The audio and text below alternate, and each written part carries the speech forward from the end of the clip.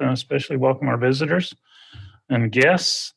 I'm Mayor Rick Rosenberg. We have a full council here tonight. Councilman Ben Shakespeare, Councilman Lena Mathis, Councilman Jarrett Waite, Councilman Denny Drake, and Councilman Wendell Gubler are all here.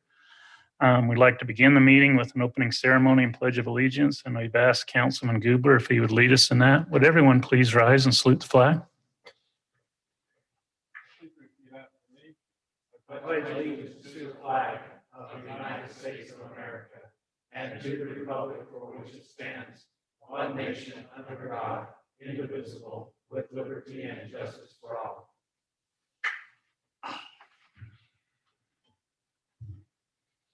Dear Father in heaven, we're grateful this evening that we have the opportunity to participate in this city council meeting. We're grateful for our staff and for the employees of the city that help to make this city such a nice place to live in. We're thankful for the opportunity we have of being here and making decisions that will affect the city. We ask that would help us to use wisdom in those decisions. We're thankful for all the many blessings that we receive as a city. And we say these things in the name of thy Son, Jesus Christ. Amen. Amen. Thank you, Wendell. Is there any general communications or appearances for the city? Anyone here to address the council on anything other than an agenda item? Seeing none, we'll go ahead and go down to item number 4, council conflicts and disclosures. Or is there anything on the agenda tonight that you may have a conflict of interest in that you need to disclose? Council, I have had a couple of them. The company I work for is doing the BMX Canyon parking lot design, as you guys are aware. And so I just need to disclose that. Also, my wife is one of the Cub leaders for item number 1. So just so you know that. Anybody else got a item you need to disclose? Anything conflict? Okay. Seeing none, we'll go ahead and move into the working agenda. There's no public hearing scheduled for tonight, so we'll drop down to the consent agenda. On the consent agenda, we have the approval of the claims and minutes, the May 12th regular city council meeting minutes, and the May 12th city council executive session minutes, and the claims through May 26th of 2021. And just a calendar of events, remind everybody next Monday is Memorial Day. The offices will be closed. We have a work meeting scheduled for June 2nd at 5 o'clock and regular city council meetings on June 9th and June 23rd at 5 o'clock. The budget is on the June 9th. June 9th. Will be for fiscal year 21, 22, and then we'll have budget amendment on the 23rd for this current fiscal year. Just kind of be aware of that. Councils, do you want to do these together? Anybody got any questions on either of those 2 consent agenda items? I would move that we put them together and do the consent agenda as discussed. I'll second. Got a motion by Denny and a second by Jarrett to approve the consent agenda as presented and discussed. Any question on that motion, council? This is a money item roll call. Ben? Aye. Lena? Aye. Jarrett? Aye. Danny? Aye. Wendell? Aye. Passes unanimously. Thank you, council. Under item C, general business, C1, this is consider request for donation to Cub Scout Pack 407 for $500. Brock? Yeah, so the Cub Scout Troop 407, which was formed after the Elias Church stopped their affiliation with the Boy Scouts of America. It's made up of boys from not only Santa Clara, but also Ivans. And they came last year at that time asking for funds to help them operate for supplies and materials and that. And we donated last year, and they've came back this year requesting funds again to continue to help support the pack to operate for these boys in our community, to continue having an experience with the Boy Scouts. This is the boys that were here last meeting that did the flag ceremony are part of this troop. So, and you missed something special. It was good. I got the opportunity to talk. Did you? Awesome. Okay, council, any question on that request for donation? We do have money in the budget for it. Yes. Do they get some money from Ivans too? I think the Boy Scout troop does. They meet in the Unity Park building out in Ivans. And the Santa Clara pack, the Cub Scout pack meets here in this building. And so we kind of, Nice that we could do that for them. yeah, I think it's worked out well so far. I don't know if there's been any problems. Brad's probably not getting as many Eagle Scout applicants as you would like to see, but we keep encouraging them to come down and talk to you. So, any other questions, council? Look for a motion. Mayor, I'll make that motion that we approve a $500 donation to PAC 407 as presented. Second. A motion by Ben and a second by Lena. Any question on that motion, council? Let's see, this is a money item. Let's roll call it. Ben, Aye. Lena, Aye. Jarrett, Aye. Denny, Aye. Wendell. Aye.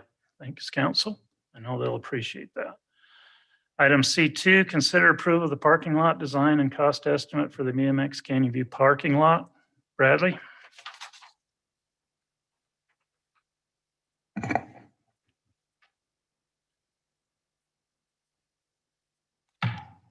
Can you bring up the first parking lot, the BMX parking lot?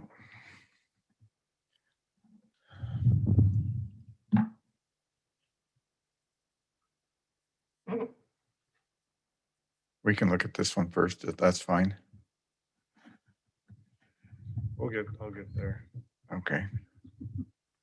Yeah, we're really excited to bring these two projects, actually three projects before you today. So what we want to do is improve the parking lot and increase the parking capacity for the BMX track parking lot. This parking lot actually has 150 spaces on it. The original plan when we applied for the tourism money was the original size was 52,000 square feet. And after we visited the site, it actually increased to 77,000 square feet. And it actually takes in the old skate park. And part of that is rerouting the trail around the outside. We'll have to take the original trail in. So it's about twice as big as we originally intended it to be.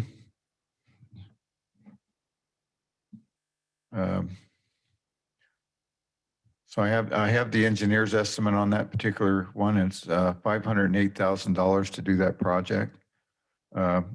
Through Washington County tourism dollars, we got $160,000. And then we have about, I think I talked to Brock about $190,000 that we've saved in RAP tax money to do this project, but we're still a little bit short to complete the project. And I put a parking area little handout on your desk there, and it just kind of explains the cost of this particular parking area. The engineer estimate was $508,000 and $464.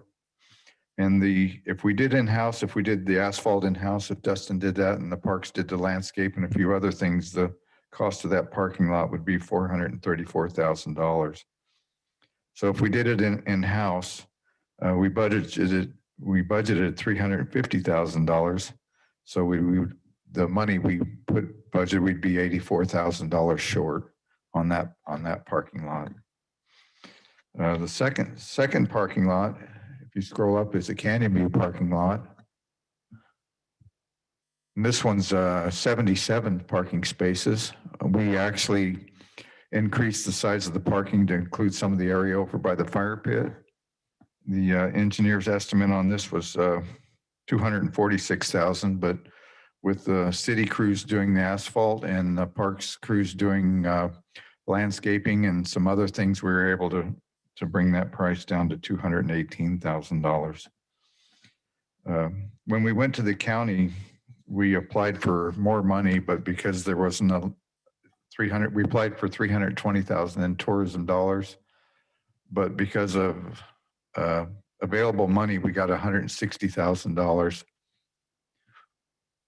So we had originally applied to do the Little League parking lot, the Canyon View parking lot, and the BMX parking lot.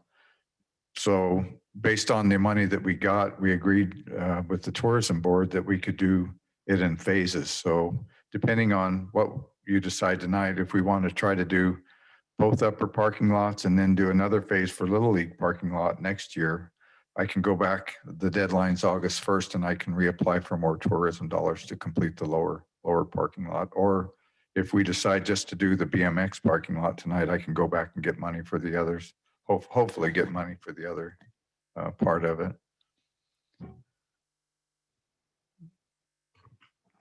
So I guess my question is tonight, we'd like to move forward and actually like to do both upper parking lots, but we would need additional funds. And I've talked to Brock. He has some ideas that might help us be able to do that. I don't know if you'd want to elaborate on that, Brock. So in this current fiscal year, we've talked about, and we're creating a capital projects fund, general fund, which we haven't had previously. And we talked, hopefully, at the end of this fiscal year, what we're proposing is to transfer into that anywhere from, $300,000 to $400,000. So we have the funds there that could possibly cover this shortfall. Problem is it drains, takes everything that we put into it would be gone pretty much. Which it's there, can be used.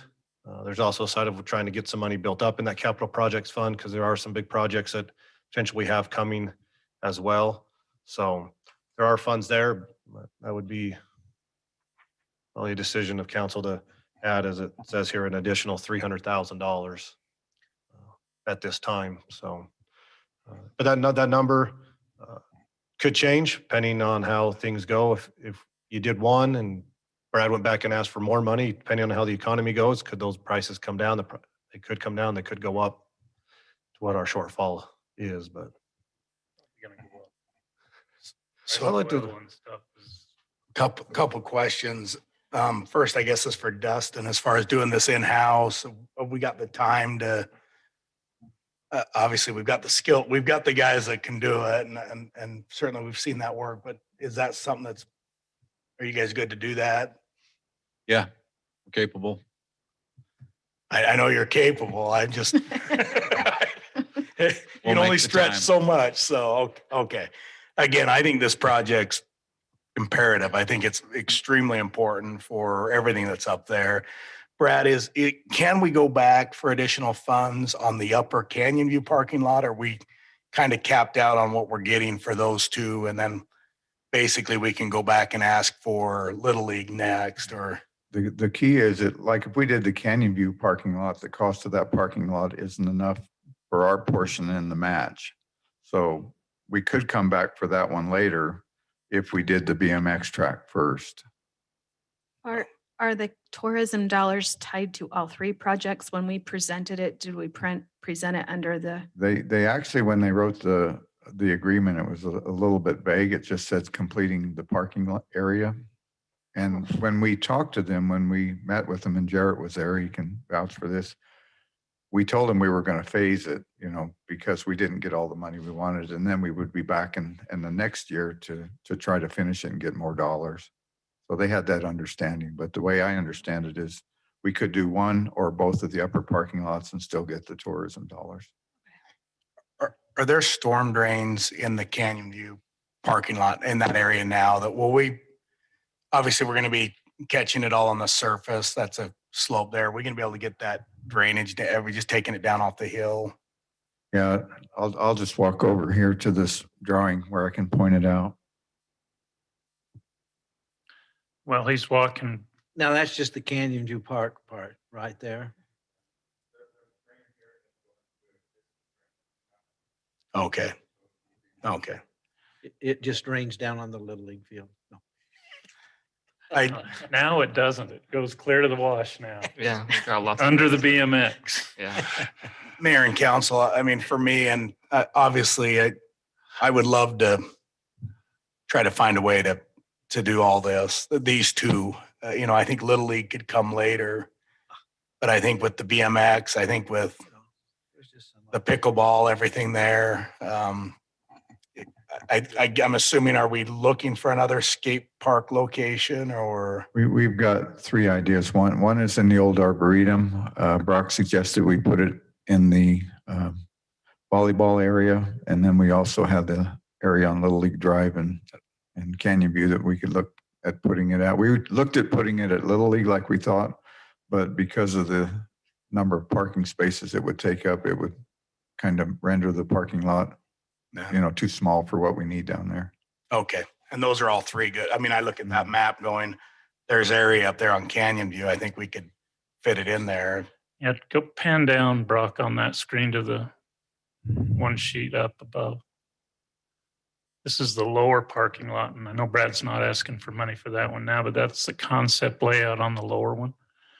You can see where the entry's been moved. One idea that we had was just on the far left side where the parking lot and stuff is for the Arboretum, where that parking lot's not being used a lot anymore since the changes in the Arboretum, that might be a good isolated location for the skate park. Over there, we looked at kind of maybe on the north side of the parking lot over against the wash as a site. I want to keep that for the wash clean out. So Right. I want to keep that open to be able to get in and maintain the sediment in the wash just outside of the paved area there. And then up on the hill by the fire pit, maybe, I know we proposed it there initially, the Eagle Scout proposed it there, and Mayor Byrd lived across the street and didn't want it. And so it got moved down to the other end of the park. And that's the first thing I thought is putting it pretty close to some Yeah, residents. pretty close to there. residents. Down by the Arboretum, actually seems to work It's pretty kind of well. buffered down there and Close to the road, so you can exactly, keep an eye on close to it. the street. The utilities are close for it. So that may work. So there are some options we can talk about for a skate park. Would we be able to get tourism dollars to help with that as well? Maybe, I don't know. I We'd don't, have to show that people come here from out of town to You'd have to to like use that skate park. probably have to expand it and show opportunities for events. Right. yeah, and I would say I really like the new skate park over at Unity Park that Ivan's put in. It's not real big, but really well used. We could do something like that for putting out a lot And of money. it's linear. It would fit on that Arboretum site pretty well. That same type of design as Unity Park. Is there any impact fee that can be used for this from the park's impact fees? I know it's an existing park. I just wondered if there's anything that we can do to use impact fees to improve that. There's nothing currently in our capital facilities plan to do these parking lots. So The RAP money that you mentioned, does that include this year's? it's up to what we have current, what we've currently We've collected. Yeah. received? Mhm. Okay. Yeah. You're going to receive some RAP money going through the fiscal year, hmm so you could have some additional RAP Yeah. funds available for it. Yeah. I feel probably the best fiscally responsible thing to do would be to go with the BMX side and do that portion and go back and ask for additional funding to do the Canyon View and then potentially go back again for the Little League. That's in another year. Hopefully things are even better. The county work can be done with their building, which is some of the funding. They're using some of the tourism dollars to build their new building. And so funds at that time is an option that way to go do it in those three phases and be getting funds for each one of them. So, Based on what Brock said, and if we use the future revenue, right now we're getting about $12,000 a month in RAP tax. 80% of that's to parks, so a little under 10,000. So the difference that we thought that we would need if we did the asphalt in-house and we did the landscape in-house, that additional revenue throughout the year would cover that $84,000 that we would be short. And we wouldn't have to go into the capital plan to do that. But I sure would like to get them both done. Yeah, the But trick we're, is- sorry, Jared, go ahead. Oh, the trick is I think the Canyon View side is what would help a lot of our citizens, to be honest. I think the BMX helps events and baseball games, but all those kids going to play on the playground and people going to the park would love that Canyon View one to get done. The one thing you might be able to do too is you could phase the Canyon View one and pull that one up, that parking area on the north side. You could add that later. You could go ahead and gravel it in there and then go ahead and pave into and put the parking stalls down by the pavilion and the restroom building, and then come back and add that one on in a subsequent year. that would reduce the cost of the pavement. You could maybe even look at a phase on the BMX side where you left a section out, maybe the section by the substation, that bank of parking there where the existing skate park is, left that bank out and went ahead and put the rest in. And that just reduces that project cost back, and then do that in a subsequent year where you're getting a pretty good number of paved parking stalls out there and your paved access down to BMX. And then you'd add in a second phase of parking, in a subsequent year. So there's some things like that that could happen too if money was the issue. One thing I do need to know though is the percentage of the work or the dollar amount of the work that would be done by city forces. Is it more than 200,000? If you take the figure in the estimate and the figure from the in-house, that's how much, would be contributed. I left those numbers upstairs. I apologize. I'm just saying, and then you could pull the asphalt mix out of that you'd be purchasing. There's just some state regulations relative to maximum dollar amount on a project that can be performed by city forces. On a public works project, it's a little over $200,000. We just want to make sure we stay in compliance with that, with the city guys taking on a big chunk of it. If we did the BMX track, we'd be below that entire parking lot, we'd be below that. Okay. I think the asphalt's 75,000 and our landscape is a small amount. But you could subtract the mix cost off of that too. So it would just be the labor that the city guys are putting into it can't exceed 200K. That's what you itemized on the document you sent us, right? Was just the labor Right. portion of it.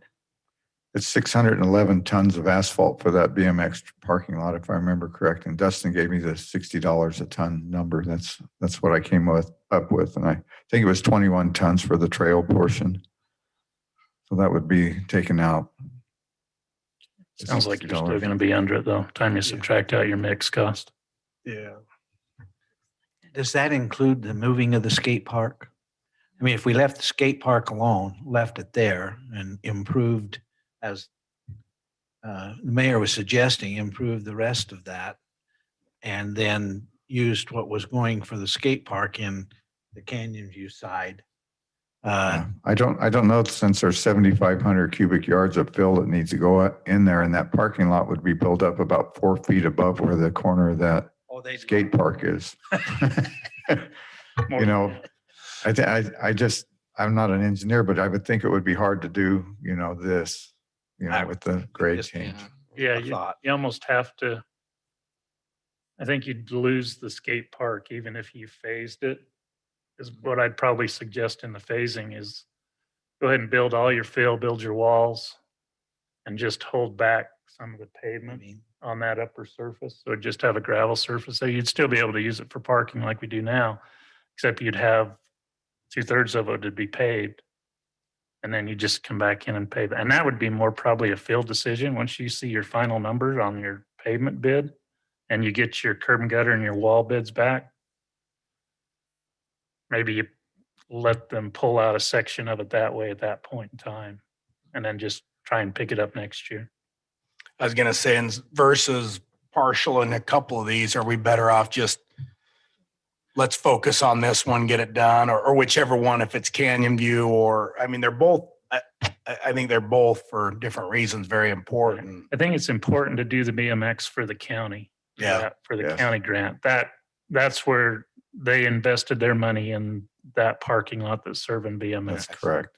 And I think if we got that, I would have- obviously, I think the residents have recognized, hey, we're pushing now for Canyon View, and that'll be, let's finish Yeah. this, and then if we can find a way next year or even early, into the following budget year, which would be early, the summer, Mhm. and just tentatively say, okay, we'll do this one next year. We'll do Canyon View, plan for it summer of 2022, and I think we could even do little parts of Canyon View, maybe like the trail coming in. yeah. Since we were going to do that in-house, go ahead and do that and then not include that as part of the bid for the next go around, if that's what you decided. Of course, I have to ask Dustin, but I wanted to ask, we had talked to the engineers about a path from the upper down to the lower. And I don't see that on the plans anywhere. Does it just not We work? had that in the plan and we brought it to TRC and we discussed it and we decided maybe to go with a gravel path rather than a paved path, just because of the nature of that slope and the slide, that we think we wouldn't be able to maintain any type of asphalt surface there. But we still plan on putting it in there, but it wouldn't be engineered, or we wouldn't cut into the hill, but we would still look at it, putting that trail in. And then I just wanted to add, I got the sense in that meeting with the county that they may be considering reworking how a city could apply for these funds, almost like we've gotten too good at applying for these grants. Because I don't think Washington's applied for any, Ivans hasn't, I don't think. And so I don't know if the money will be there next time. I know St. George has gotten a lot of money. They've used a from it. lot, yeah, for sure. And so we're kind of one of those first smaller cities to Mhm. kind of figure out the system and take advantage of those funds. But I also got the impression they wanted to give us more money last time, but they just pledged almost everything to the new county building. So I could also see it being a couple of years until those funds are really available for smaller cities like us. So I just want to give that a little bit of context into this decision. Also, they've redone the form, the application, and one of the things is I think only cities can apply and you have to have hard match. And there's no labor or anything like that anymore. You have to have the cash. Cash match. Mm. Mhm. And the more cash you have, the better chance you have. If you're over 50, if you're 50-50, it's questionable, but if you're 60-40, I think it would be easier to get the money. Yeah. Which we would have with the transfer we're going to do to the capital projects fund, right? Mhm. Yes.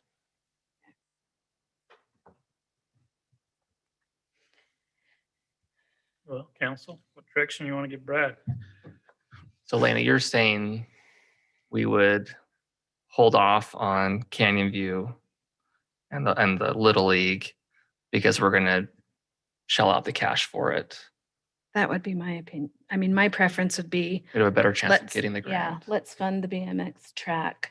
Use the wrap tax and the tourism money that we've already got, complete that entire parking lot. And then hold off on, I think Little League's down the road, but hold off on Canyon View. If you want to do the trail or whatever, we can fit that in, but hold off on Canyon View, transfer the funds into the capital improvement or the capital projects fund, have that cash available and then present to the county. I think that makes a lot of sense. Make the second grant look better. Mhm. Yeah. Yeah, It does make for sense. sure. Is it possible to just put a really good road base down on the entrance to Canyon View Park? I feel like that's the biggest struggle getting into that park is dicey, and I know it changes all the time with rain and Yeah, we can improve that now that we're not going to pave it. So we can go ahead and bring in a lot of road base and make that really nice. okay, that would make me feel a lot better about holding off. Well, and maybe having the paved parking adjacent to the Pony League field will give some people the option of parking there who might take some of the pressure off of the actual park parking. The other thing it'll do is it'll spread it out to where you're not closing all of the parking areas at once Right. while you're doing the construction During Swiss days. during Swiss days. Nice. Right during the car show. They just drive on the grass. Yeah. But yeah, I would say this looks amazing, to be honest. And I noticed, so we wouldn't move the power pole now in the, That's a St. George power pole. Supposedly it's going away over time, but it can't go away yet. okay, So that's why that area around that power pole is kind of a future parking lot. We got to leave that pole in the guy wire until they're they're taking that line down the main drag. Is that what Gary said? They're planning to, and so that's the overhead line that goes all the way across the heights that St. George City has. It goes out to the Gunlock and the Wells, and they're rerouting that, putting in a new line, and so that'll be able to come down, but it can't come down probably for a couple of years. gotcha. So even So are like we through all lo- the residences, it would go down? I think so. From Wow. what my understanding is that it it's going to be replaced with a different line, and it may be able, this one could go away at that point. If that one goes away, I would think all of them could go away. That'd be awesome. Yeah. So what we have is, even if we do the BMX, we're short about $84,000, right? That's correct. And we were thinking if the RAP tax continues at the current rate throughout the fiscal year, we would have that money. And Brock can, answer that question better than me. So I mean, to me, it sounds like we need to move forward with the BMX park because of the county funding and Right. do that, and then work with Brock in establishing the other money so that we can actually finish the project. So are we looking to give a recommendation to that fact? I don't know. Or is this just a discussion item? No, it's a consider approval. Yeah, it's approval, You so it's can- direction. So would we be approving the 434 basically on an in-house? Yeah, well, you'd be approving the whichever design you wanted to do. If you said we just want to Okay. do the BMX, and then you just be approving that, and then we would end up, it'd go out to bid, but you're just, And then we'll have a number Yeah. at that point. yeah, so you're just choosing which Okay. parking lot you want to do or which ones you want to do. Just that recommendation to and approve the design, and then Brad will take it from there. We'll put it out for bid and see what we get. And then from the bid, we'll have the part that the city would do in-house wouldn't be part of the bid. Are the designs ready to go? I mean, are they ready to send out to bid? These are, We they're probably 90%. okay. Just got to finish I- up some grades. We do have material. I don't know exactly how much fill we're looking, but if it's can be a little bit rocky, we've got material just up the road. So 7,500 cubic yards is what we're looking for. Did you fill. say you Okay. deliver that? yeah, we'll truck it right to the site. Dump it We're- right on we're- the So side. we're already We're on the saving right money. way already. Already saving money. So Yeah. just as long as I get to be the first. Is there any one down rock the in new- there? The new skate park. First, So- and we'll all be there to watch. So I think we're just looking for a motion then to approve putting out to bid the BMX track parking lot. Is that what we're looking for? Yes. Okay, I'll make that motion. I'll second it. Got a motion by Ben and a second by Denny to approve the design on the BMX parking track and take it to the next step to get a bid. Any question on that motion? Money item, Ben, Aye. Lena, Aye. Jarrett, Aye. Denny, Aye. Wendell. Aye. There you go, Bradley. Thank you. Make it black, Dustin. Make it black. Makes me very happy. It's gonna be great. This is Jarrett. Hey, if we get the internet stuff, then Jarrett's done. He can retire. He's getting his parking lot. Now we just need high speed. Cameras. We just need fiber. We got cameras, fiber. He's checked all the boxes. Okay. Item number C3, consider approval of an amended final plat for the Hills at Santa Clara Phase 3 located south of the Santa Clara River and west of the Hills Project Phase 1, in the western portion of the city. So this proposed plat amendment for the Hills at Santa Clara Phase 3 final plat is to allow the merger with a combination of two lots into one lot on three separate parcels located within the Phase 3 plat. These lot mergers are requested by the property owner, and the net effect of the number of lots in Phase 3 plat will be reduced by 3. The Phase 3 plat will thus have 23 lots instead of 26 lots. Because the applicant wasn't able to obtain written consent from all the property owners, including the mortgage companies, a public hearing was held by the Planning Commission on 5/13 of this year to consider and approve the requested plat amendment.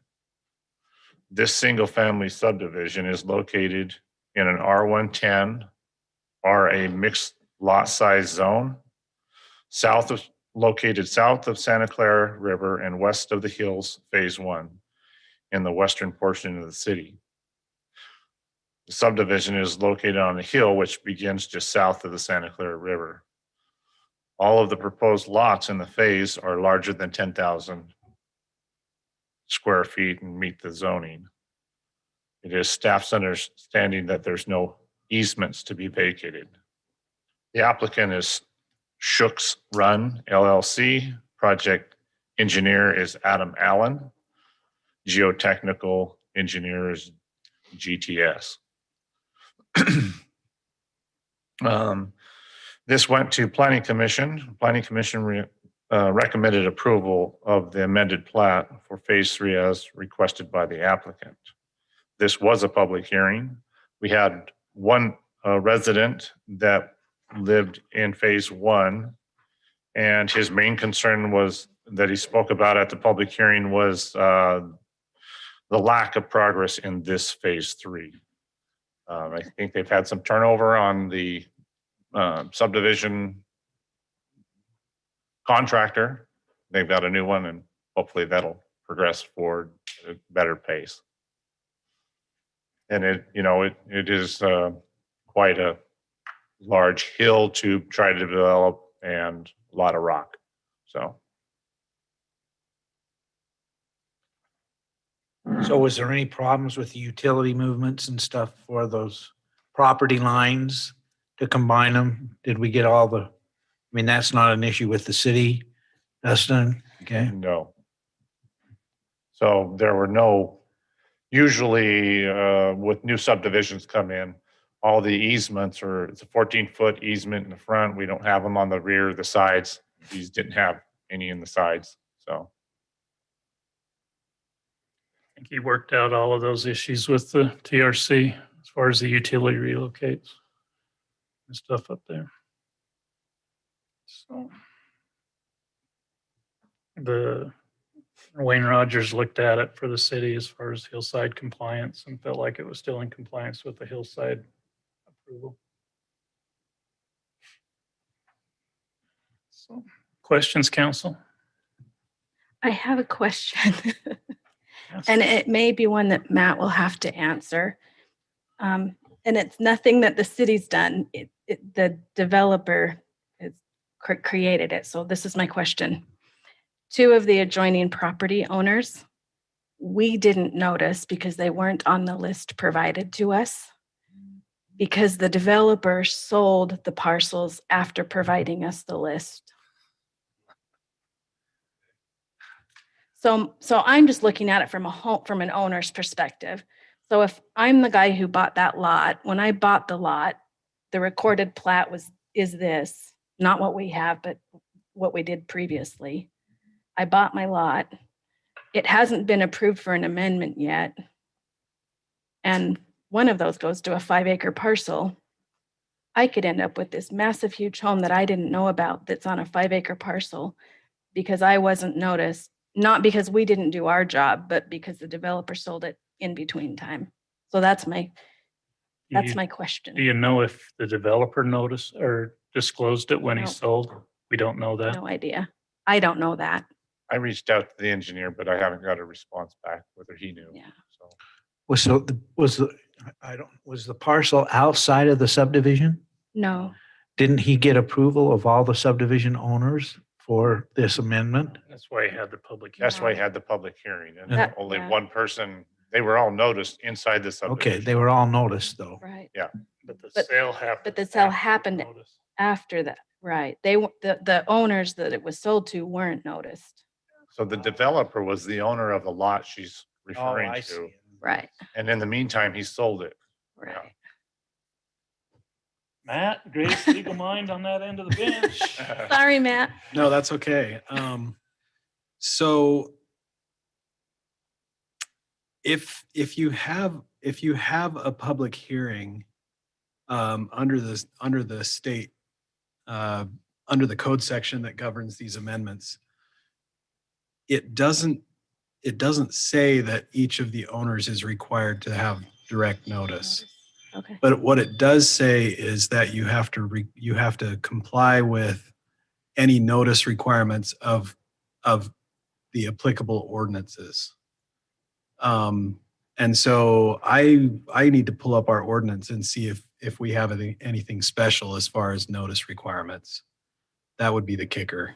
So, Okay. I'll pull it up and look at it, but Okay. I might. I'm, just need I'm to not see. opposed to it, and I'm probably okay with it. I just want to make sure that we're looking after these particular two homeowners. Yeah.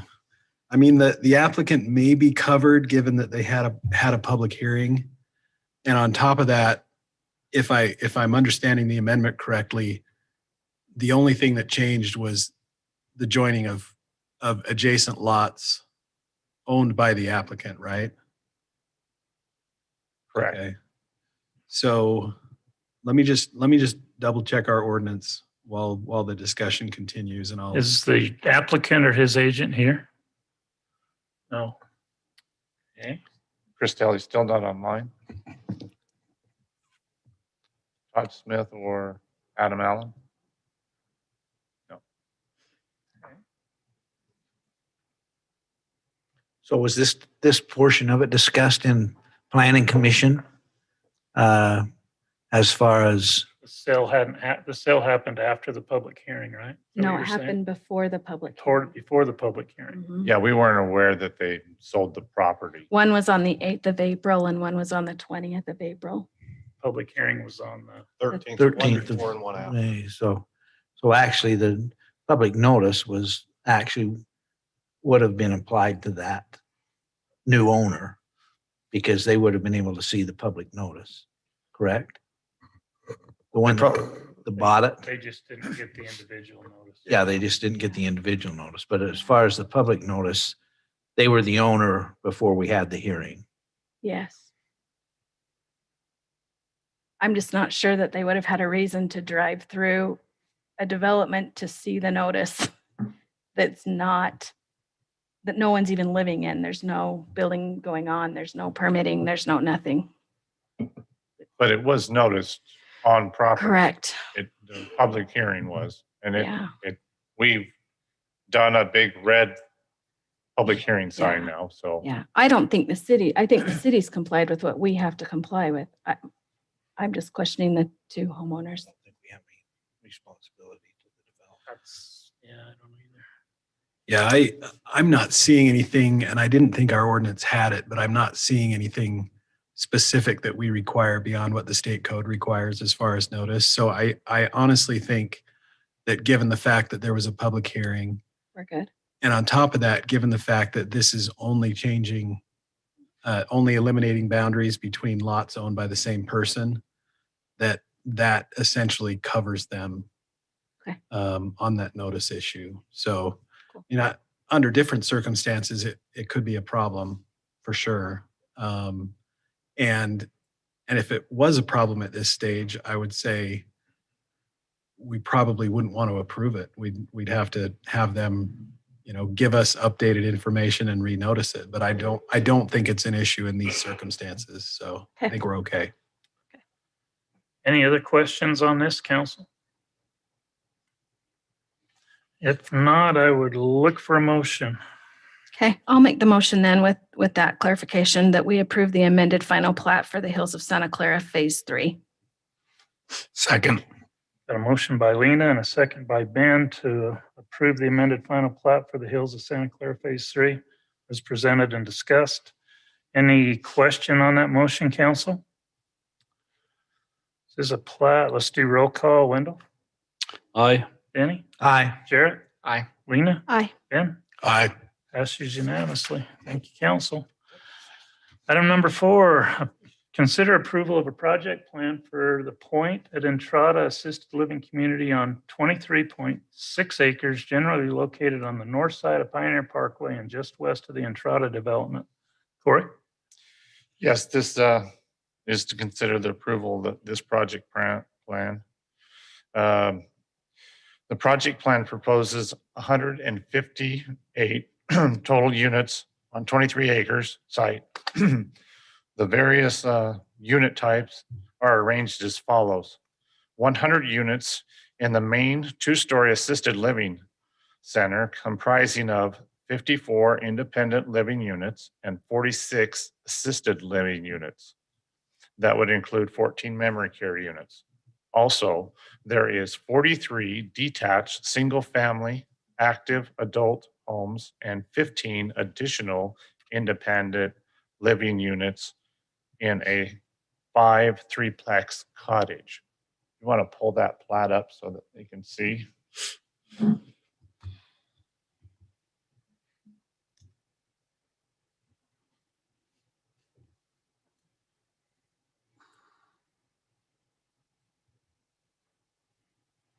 So on this monitor behind you here, we have the main assisted living right here.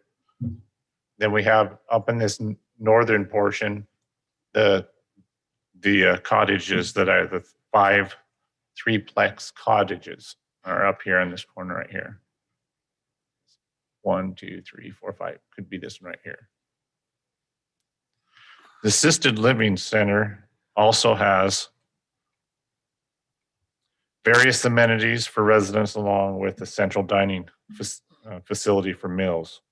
The other 43 detached single-family homes and the 15 cottages units will be 1-story dwellings, and their maximum height is 14 feet, 1 story. They'll have full kitchen facilities and are typically typical home designated for seniors age 55 or older. The 43 detached single-family homes all have 2-car garages and a 20-foot long driveway. The assisted living center proposes 73 parking spaces and a 5 3-plex cottage proposed for additional 40 spaces. The city parking code 17.32050 lists nursing homes as as the closest applicable use, and that requirement is 4 spaces plus 1 space for every 3 beds. Independent living is not listed in the parking chapter, but the standard of 1.3 spaces per independent living unit seems to be reasonable. Planning Commission determined that the parking standard of 1.3 spaces per unit is a reasonable standard per the section 1732-100, which authorized the Planning Commission to determine the number of parking spaces required for uses not specifically identified in the parking section. The project proposes 2 access points off Pioneer to serve as the project. You have one right here, and you have one here in the front of the main assisted living, and then you have one right here. The 2 access points are approximately 1,100 feet apart. The interior streets are proposed to be public streets, so all these interior ones are all public. Temporary land use regulation adopted on February 24th, 21 by the City Council adopted a temporary land use regulation that deals with density equivalents for the assisted living project. Basically, the temporary zoning regulation states that living units with their own kitchen facilities and not dependent on the central dining facility will be considered equal to a typical or standard dwelling unit for density calculation purposes. For assisted living units which do not have their own kitchen facilities but are dependent on the central dining facility or by meals delivered to the room, those assisted living units will be considered on a density basis of 2 assisted living units being equal to 1 typical or standard dwelling units. Staff is not concerned on the number of units with or without kitchen facilities, but the question of equivalency. equivalent residential units is a moot point on the project, because even if all the units were assumed to have their own kitchen facilities, which is not the case, the overall density would only be 6.7 units per acre. That's 158 units divided by 23.6 acres. The allowable density of the PDR zone without the density bonus is 8 units per acre. So the project is within the allowable density, even without considering the ERU factor, which would lower the overall density below the 6.7 units an acre. The architecture, the proposed architecture style with reflect to the existing architectural vernacular of the surrounding area. As stated with the applicant's project narrative, the project has provided renderings of all the type of proposed in the project, and you can see the variety of them here in the foyer or here in the council room. We have different styles of them. We have all your color palettes, different styles.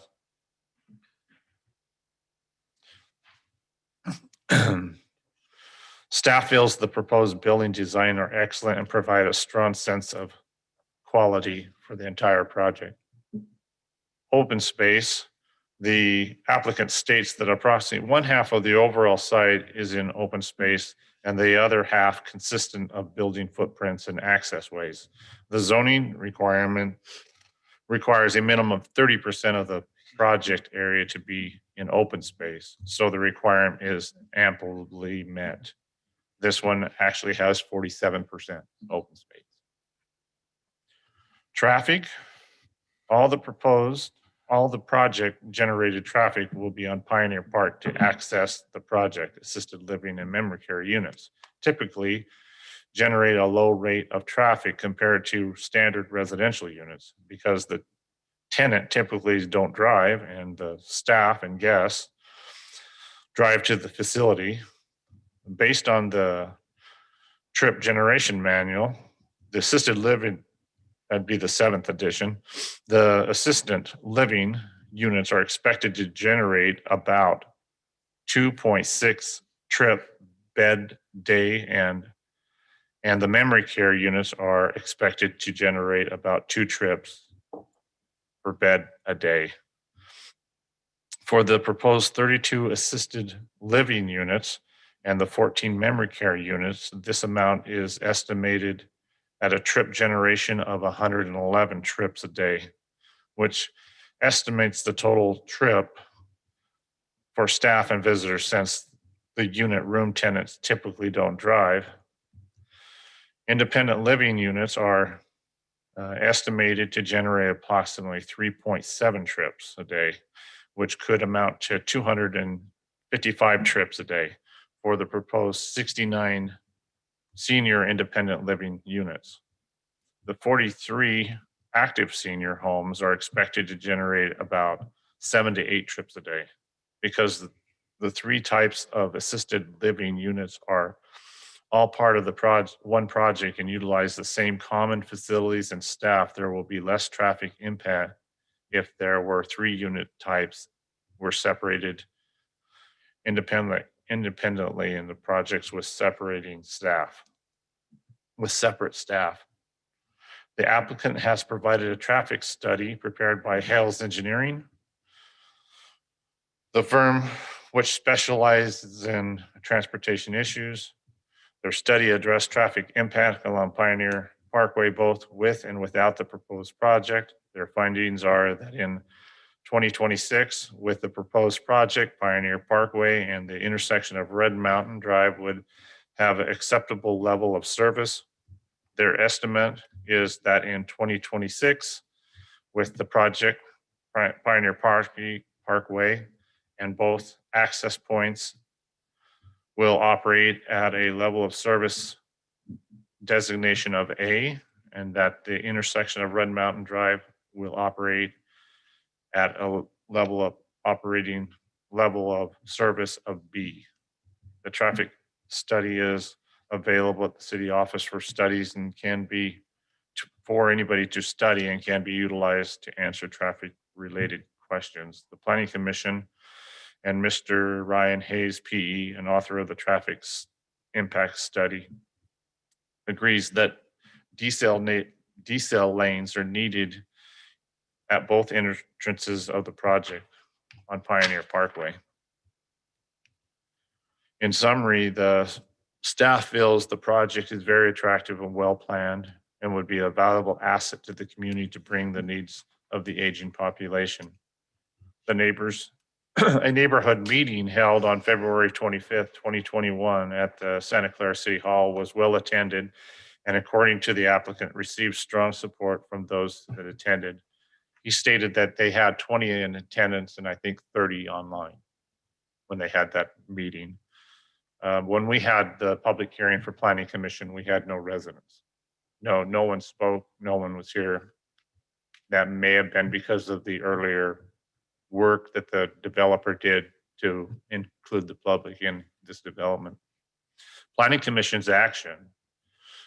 Planning Commission held the public hearing on 5/3/2021 with no public in attendance. The PC recommended approval of the project with 2 conditions. The independent living units have at least 1.3 parking space per unit, and the project construct decel lanes at each entrance of the project on Pioneer Parkway, and that such decels lanes are shown on the future drawings, including the preliminary plat and final plat. There has been I don't know if you got the update. They submitted an update with a decel lane on it. So, and parks and trails. Yeah, that's the one. Can you get that a little bigger?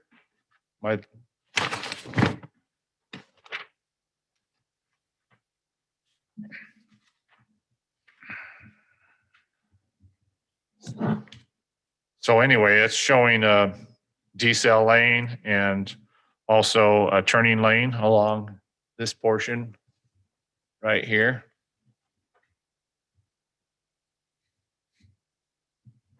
And then also it's showing right here a turning lane and a decel lane along here. It also shows this there's a little they included a trail map. So like a residential walking path here and a tie-in here to our existing city trail. So.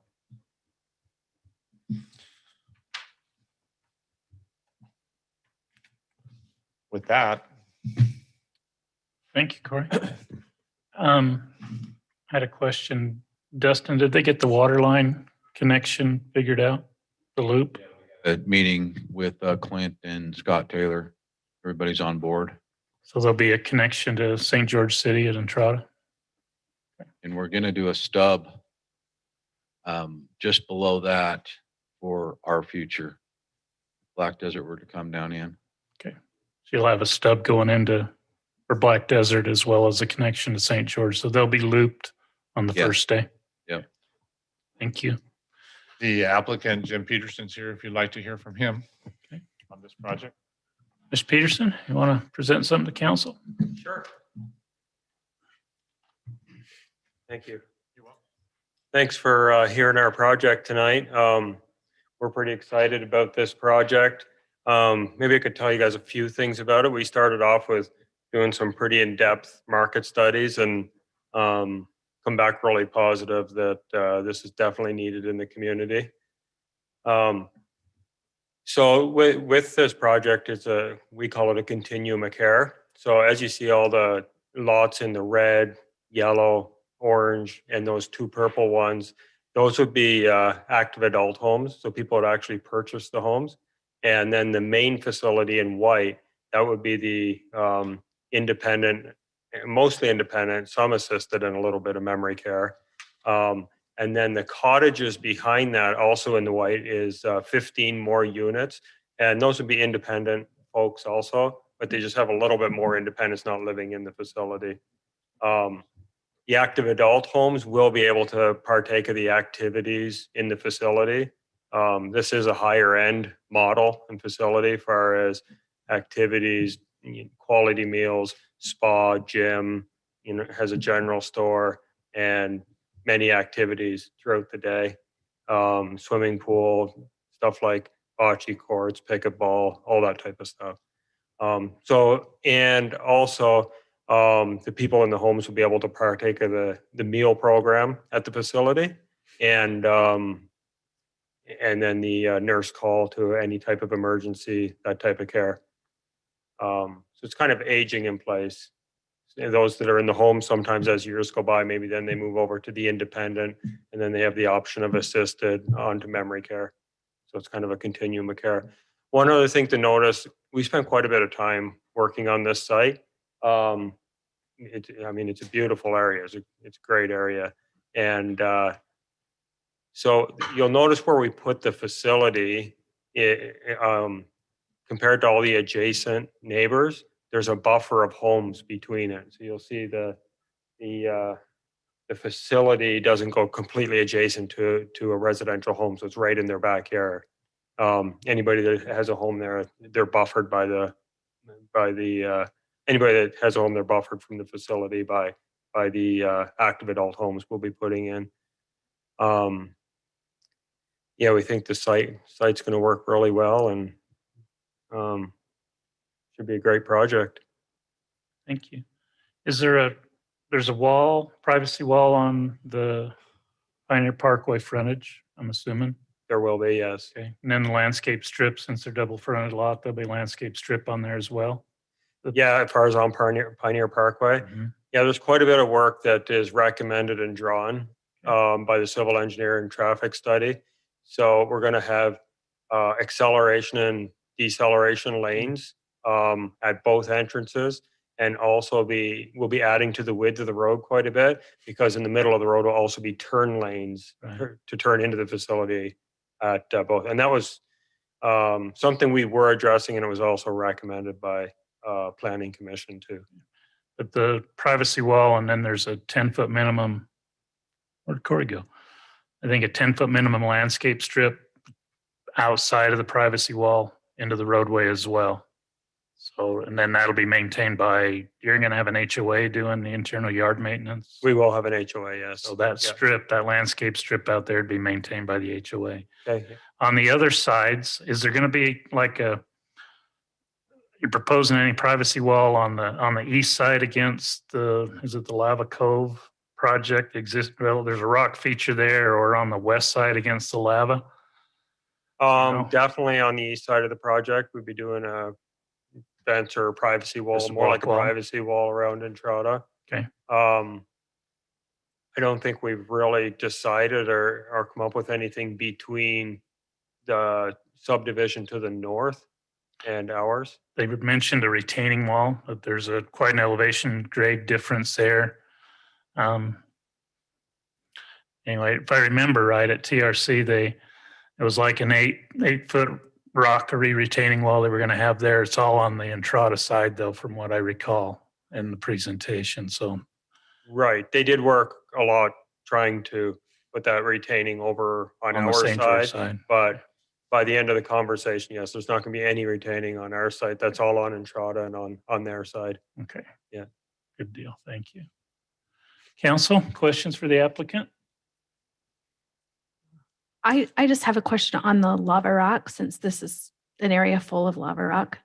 I know you've carved out this one section to retain most of the lava rock in the circle. The question I have is, when you do all of the platting for the individual homes, the units, will you retain as much of the lava rock in the landscape design as well? Yeah, absolutely. We're going to Okay. keep as much lava rock as possible. I mean, I think that's a great feature for the site, and definitely, yeah. I watched the Planning Commission presentation you gave and was really impressed with it. I have just a couple of questions. So the services, like you mentioned, a general store, will that end up being a taxable thing? There'll actually be revenue for the city, like a sales tax remittance? Yeah, it is. Yes. So that's definitely a plus for the city. You don't always see in a facility like this. And then I did want to note, yeah, that this is lower. And so even though it's a 2-story facility, I think you'd mentioned before, like the homes up above, this isn't really going to impact their view, even though it's a Right. 2-story building. There's hardly a house that will see the main facility as it's lower and it's only 2-story. And a lot of those homes, like you're mentioning, the retaining wall they're going to build, they're going to be much higher. So yeah, it's going to fit in there really nice. And then I really liked that you have like a video conferencing room set up. Do you want to tell the council about that? I could, yeah. I mean, I could go on and on. So when I just thought that was really a neat idea when you mentioned it. when I get going too far, just say stop. You're fine. So one of our things is we're building more for the future than just building another senior living. I think you might be able to tell that from just what we're designing. But obviously technology is a big part of it, right? And even in the last year with COVID, I mean, more and more folks got pushed into technology if they like it or not. And so one of the things we have is all of the facility is managed, like the residents have a special tablet. And on that tablet is everything that's going on in the facility, like even if it's weather, local news in the area, what the meals are, events, they're going to go to yoga, all that type of stuff is all on their tablet. Communication, video conferencing, it's very easy to use. So like another thing we do is like what you're referring to is we're building a room. It's called a Zoom room or a Zoom family room. And instead of folks trying to, talk to their loved ones on a iPhone or something like that, it's a room built as a family room, big screen TVs, mic systems, speakers. So it takes the virtual experience, makes it as real as possible. Nothing like being in person, but to, make it as good as possible for those situations. And we'll use that a lot for telehealth too. Yeah, for visiting their doctors. There's more and more things being done with telehealth on these folks. That is cool. Yeah.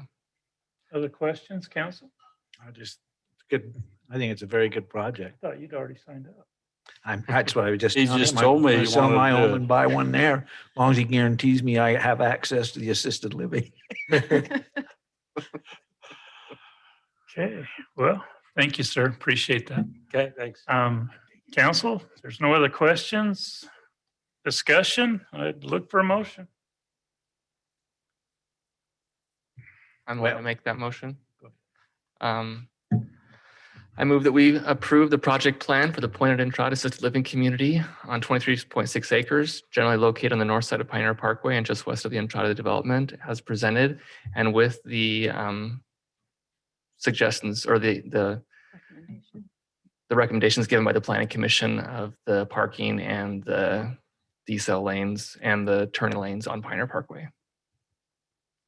I'd second that. Got a motion by Jarrett and a second by Denny to approve the project plan for the Pointed Entrada Assisted Living Community as presented with including the recommendations from the Planning Commission. Any question on that motion, council? Let's do roll call. Ben? Aye. Elena? Aye. Jarrett? Aye. Denny? Aye. Randall? Aye. Motion passes. Thank you, sir. Appreciate it. Look forward to seeing it getting started. Beautiful renderings. Congratulate your architect or your designer. Those are quite nice. Okay, Corey. Discussion regarding proposed project at the corner of 400 East Northtown Road. Project developers proposing a plan that mixes vacation rentals, Quail Crossing, and long-term rentals, Coyote Landing. Applicant is Robert Smith, presented by Corey. Council, this came to TRC last week. And the question came up about there's a request for some vacation rentals within the project, and it mixes vacation rentals with regular townhomes, which has some concerns. I've got some concerns with it, and I think some of the TRC had concerns as well. So we invited Mr. Smith to come and maybe discuss it. This is just a discussion. They're not being asked to approve, and their complete package isn't ready yet, right? From what I understand. But the applicant's representative is here. Ben is here, Ben Willets. And so Corey, go ahead. So yes, this, they have submitted a complete package and they will be on planning commission for zone change. The current zoning of the location of the project is north of Northtown Road, across the street from Ocotillo, and then east of 400 East and Ivans. It borders the Santa Clara line to the north and to the east, to the west. And so the proposal is for site area is 20 acres. Total dwelling units is 199. The density is 9.9 units per acre. Total open space is 8.863, which is 44.12%. The condo area is 6.5 acres. Total dwelling units is 80 in the condo area. Total townhomes on 13.56 acres are 119. That density is 8.77 units per acre.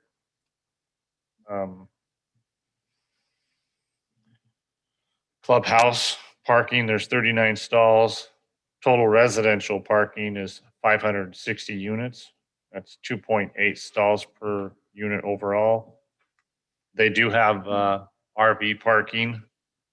30 for the clubhouse parking, that's 39 stalls. Boat and RV parking is 22 stalls. And then boat and parking for Arcadia is 29 stalls. Current, like I said, current zoning is R110 and they're proposing PDR zoning. The condo units are these 4 buildings down here. We have a phase line coming up like this. So they're proposing to do phase 1 townhomes along the corridor right here. This would be phase 1. They're proposing to come over to Northtown to 400 East with an entry and do this as phase 1. They have a central clubhouse with tennis courts, pickleball courts associated with these townhome or these condos. And then up for the townhomes, they have a big grass area with a pavilion and a sand child's play area. Those are the amenities. They have a couple of detention basins at the top and the bottom. The townhomes along 400 East faced 400 East.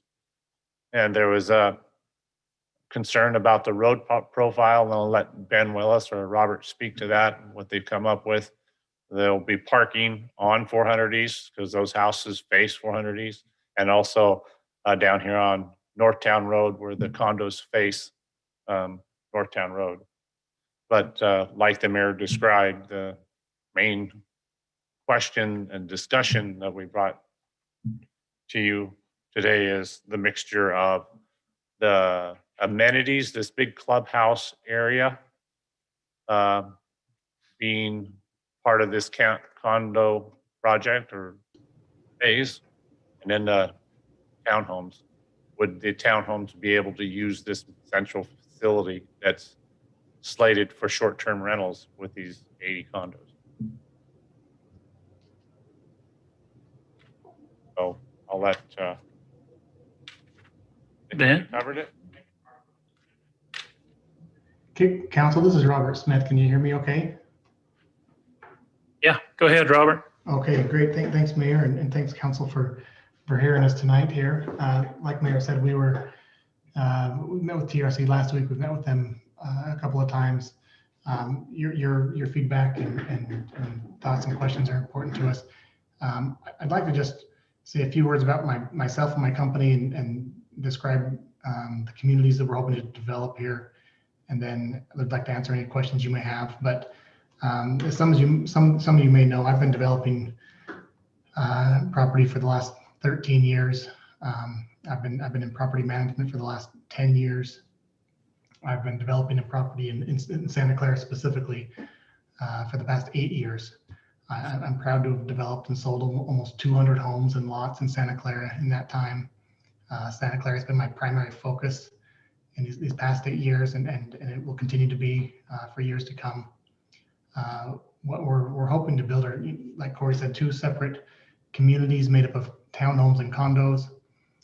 The townhomes are 2-story buildings, 3 and 4 bedrooms, ranging from 1,700 square feet to 2,100 square feet, and are a combination of both front-loaded and rear-loaded homes, and are intended to be sold, sold off to individual buyers. The condos are 3 stories, standing just under 35 feet, and will be much smaller, 1, 2, and 3 bedroom units, ranging from 850 square feet to 1,400 square feet. And like was mentioned, we hope to have these zoned as to allow nightly rentals now. Now I know that the use of the word nightly rental is almost becoming the equivalent of a four-letter word in some cases, but I'd like to just briefly explain why I believe our project is different and why this should be allowed. We've been successfully managing nightly rentals in Santa Clara for the past 3 years. We've taken a much different hands-on approach to the management of our properties with on-site staff that's there 7 days a week. No other vacation rental, nightly rental development in Santa Clara, St. George, Washington has gone to this step. This is a much higher cost to us to employ that and to provide that level of service, but we felt that was important to do that. We intend to do the same thing at this new clubhouse as well. We have nightly security that comes and patrols the neighborhood and checks the pool area and check the clubhouse. Parking is something that I've learned a lot from developing Arcadia to now, and I've realized that we need to exceed what the requirements have been traditionally for that, and so that's why we've increased that ratio of stalls per unit greater than what's required. We're currently building maintenance and laundry facilities on site at Arcadia that would service this community as well for our staff to launder the facility, the linens and towels and things that are required. And again, we'll have staff, maintenance and housekeeping staff that'll be on hand. But do that nowhere else, no other community, vacation rental community has anything like that in any of their subdivisions. The design of this building, I think this is a beautiful rendering there. Just that one right there, yeah, that elevation, and I think there's one before that shows it from the street view. This is of the condo buildings. Why I point this out, because I think it's important to understand that when looking at the front of the buildings, it will look and feel very much like the front of a home. Most like many of your homes there. There won't be a driveway fronting onto Northtown Road or 400 East. The cars won't be backing out onto those streets. It will be much more aesthetically a pleasing building to look at and drive by. You won't be looking at the back of homes or into someone's backyard. What it'll also do is eliminate areas for people to go outside and have a party or grill or hot tub or play loud music. And I think these are all concerns that many of us have when thinking of nightly rentals. It's something that we've understood that needs to be addressed. And so we've essentially, taken that area away. Here's the front elevation of the condo units. These are all things that I've seen myself in other developments across the street and just down, nearby here. And I've watched and said, how can we make this better? How can we design this so that you don't have that problem and that issue? And so that's why we elected to go with a design like this. And again, I point all this out just to make sure everyone knows that we've never been like all the other vacation rental subdivisions. We're hands-on, we're involved. We have a team of over 60 employees that work each day to make sure these properties and grounds are kept up and our guests are happy and that they're not a nuisance to the city or the community. And we'll continue to do that. I'd love to answer any questions that anyone may have for me. Council, questions for Robert?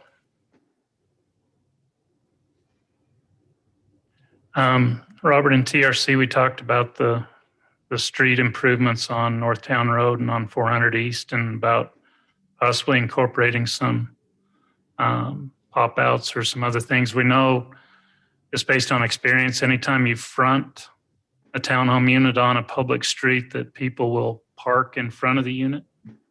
Right now, there's no parking on 400 East. It's a major road we share with Ivans. We discussed maybe doing some pop outs or some street treatment similar to Santa Clara Drive to identify and delineate the parking areas. Have you done anything with that yet? I'll let Ben talk to that. I did go up there and measure that. That's 24 feet from the drain over to the property. We haven't looked any further as far as the actual cross section, other than noting that there is room to do that with what the setback from the building is to where the new proposed TBC would be, or top back of curb. So there is room to be able to do a parallel parking situation. So from that standpoint, it'll work. It's just a matter now of what we want that to cross section to look like. Because it sounds like from the city standpoint, they're maybe going in a little different direction of what Santa Clara Boulevard might be looking like. And I think my biggest concern was that every time we put a townhome and we've allowed it to front, the people that live in that townhome park on the street. They don't necessarily use the private garage or the internal parking. They park out on the public street if it's allowed. And yeah, I mean, I think you'll see both. I mean, you know, if people have that, obviously the garage for a lot of people turns into a storage unit, but they still have a driveway area there. I just want to make sure we've got adequate capacity in the street, that the lane, the cross section of Right. that street is there. We've got the turning movements. If there's decel lane required, that those are, can Right. be installed properly. So I think that design element is an important part of your submittal for the planning commission, that they be able to see that both on Northtown and on Pioneer. Sure. Okay. And then Yeah, again, we just look at high level to say, yes, it will work. Now, what some of those minor details look like, again, like the bump outs, like, again, that kind of thing, we can work on that detail with Public Works. So, again, it sounds like there may be some feedback from what has either worked or not worked, or liked or disliked on Santa Clara. I just know some of the other projects, anytime the front door faces the street and there's not a wall. Now, they park. one thing, you know, with that, it actually does from a, you know, a general planning and aesthetic standpoint, a lot nicer to have it front the road than just turn it to the back and put a fence up. And so where this isn't a very heavily traveled road, I mean, it does get traffic, but the traffic counts, when we did the study, show it's pretty minorly used road. And then once you get obviously the parkway, that's down the road, but that's going to be a hugely traveled, where Rachel and 400 become very much minor collectors, or even just local residential streets at that point. And so, you know, from that standpoint, because of the huge amount of traffic that is funneled to the parkway or the future parkway, obviously that makes sense to put the back doors to there. But from a community standpoint, it's a much better feel to have your front door facing the street than turning it around and putting a wall up. So, I mean, those are just things to consider. I think from a traffic standpoint and parking, you can definitely make it work. You know, parallel parking is very doable. And, you know, we've seen it if you go up 400 East to where they're a single family detached, but they faced 400 and then they just put their driveway and parking in the garage in the rear. And personally, I think that looks a lot better than flipping it around. But I understand the concern too, and I think we can make that work. So I think as we get further down the road with this and look at that in more detail, we'll show how the parallel parking and so forth, I think we'll be able to accommodate what that need may be. So. And then the second thing that concerns me is the combination of the two uses of the nightly rental use and the for sale use in the same, sharing the same streets. It's not isolated like all the other vacation rentals, including Arcadia, are isolated from the neighborhoods. They don't share the same streets except for the major thoroughfares, where this one you're sharing the same streets as far as internal circulation, access to the amenities, access to parking. Everything is being shared. I don't know if council has any concerns relative to that. This is the time to ask questions. I know that was a concern that I had when I first seen it, because I like how our nightly rental system works. And I think it's been extremely successful with public safety, as far as impacts to the community. But I think one of the things that makes it work is the all or nothing component, where every home in the project is a vacation rental, and you're not mixing a non-vacation rental with a vacation rental. These townhomes are going to be sold, my understanding. So you'll have property owners in the regular townhomes, and then you'll have nightly rental users in the vacation rentals, and it's they share a lot of things in there. And so those are my concerns, council. I had the same concern because our ordinance, actually, the word is self-contained. It's a self-contained development. And I get with the red dots, you're trying to self-contain it, but it's plucked right in the middle of the townhomes. And so I had the same concern, and how you would regulate those townhomes not turning into nightly rentals when other parts of their existing development are nightly rentals. Those are some of the questions I had. And I actually had a question on some fire safety issues too. This is the time, council, this is the time to throw all the questions out.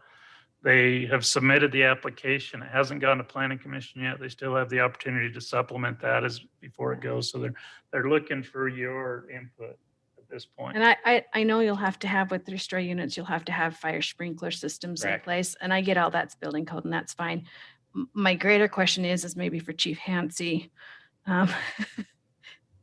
Sorry. If there is something that requires the city to put something in place to accommodate a 3-story building. I know in St. George, when Jennings built the building downtown, it was the first 3-story building in St. George, and they had to have special trucks, and that's why they hadn't had a 3-story building previously. I don't know if that's still the case, but I my think on concern is that, some fire safety issue too with a 3-story building. I think the 3-story is still under 35 feet in the presentation, if I remember right, which is actually our residential. Residential home. standard. Yeah. Okay. So yes, that is concerned with 3-story building for an aerial ladder truck access. We'd want to make sure that we have access on 3 sides of that building and adequate space to turn around. And of course, that building will have fire sprinklers, which will help. But yes, fire access and ability to reach that 3-story building is a concern. Chief, have you got any concerns with their layout relative to what you just said? We've looked at it in TRC a couple of times. The location of the 3-story buildings, we just, again, would want to measure and make sure we have access to 3 sides of those buildings, which I believe we do. Looking at in our review in TRC, it looked like we had access, yes. Other questions for Chief Hansey, council, relative to this? I guess for Bob, as far as the street, if we allow parking on Old Town Road, and we've only got 24 feet of asphalt, and if there's parking on the other side of the street, seems like we've got an awful narrow neck of roadway to work with. You do. And then, you know, the thing is not just, it's the size of the vehicles and the things they pull down. So I know that we've had a few parking issues in some of our areas like this.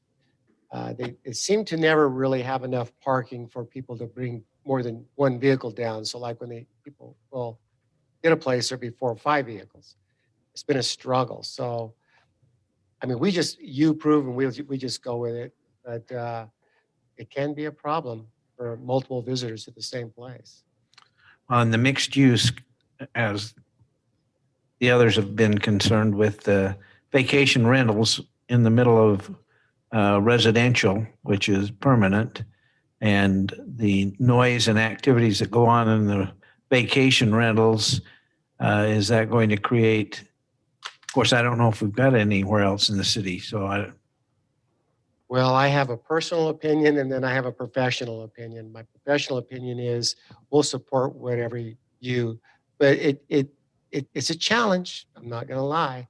And I wouldn't, I'm just, yeah, I hate to be wishy-washy and all over the map on that, but we just enforce what you tell us, but it can be a problem. I would just recommend that there's plenty of, you consider parking, not just in front of the place, but people can go and put recreational vehicles and that sort of thing.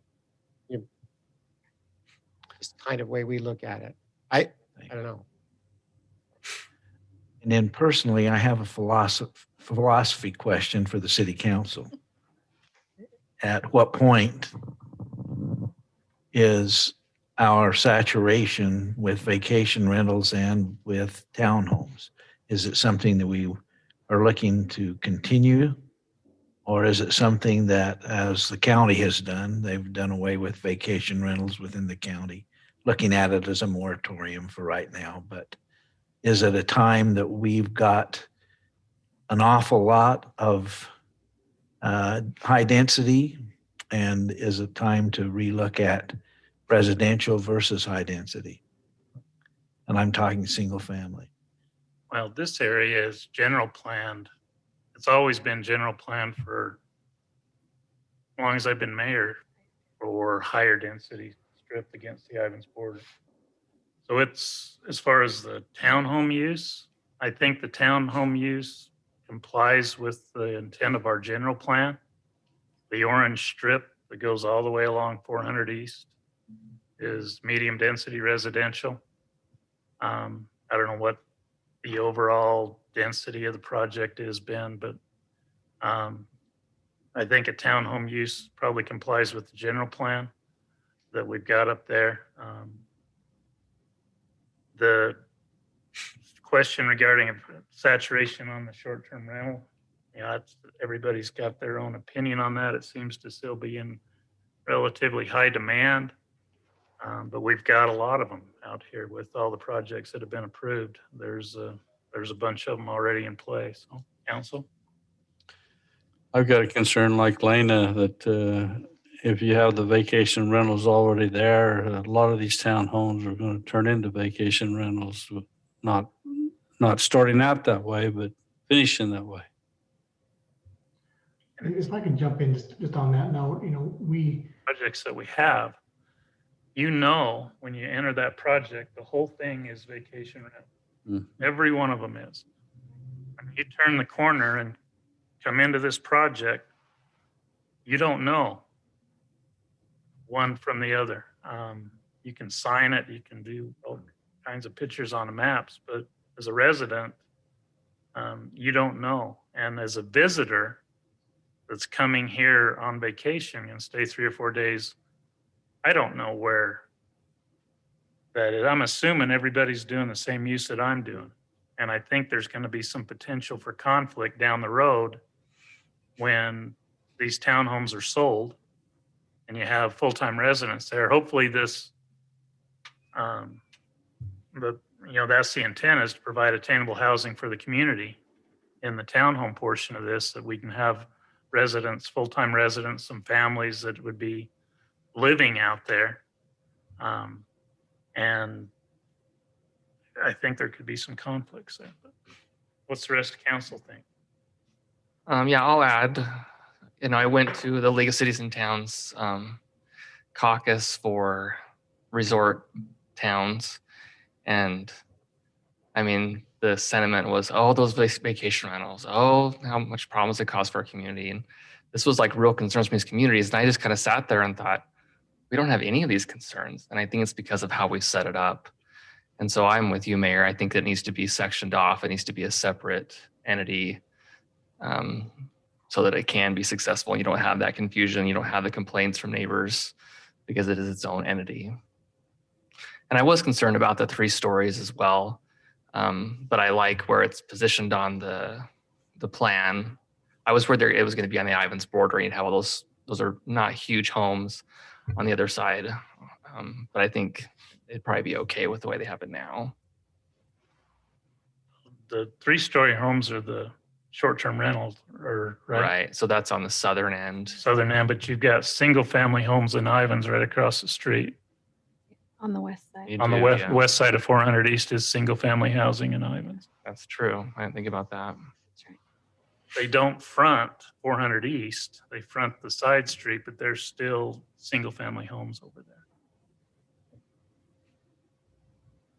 And I usually throw them out when they come to talk at public hearings, but Well, this is the $1 million question: is affordable housing and land use, and you're going to have a lot of people out there say, well, we'll keep these R110, and those are $220,000 lots in today's market, so those aren't affordable. So then where do you draw the line? But I do agree. I think we've got an issue on the nightly rental aspect, and that I just think it needs to be broke up in a way that they are either separate, or it's one or the other, or on that. But I don't disagree with Councilman Drake on it. I got asked today hey, do you know of any lots out there, for single family? So there's a need for that too. And it's a real need. We've got some coming up over there by Harmon's and with Sullivan, their project. So there's a need for all of this. And I don't think, to my knowledge, and that's been reported, that the nightly rental neighborhoods have been an issue.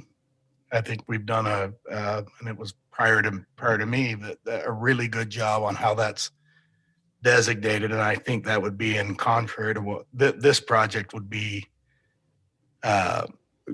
could set the table for some problems in that, just for the fact that you are mixing those 2 uses.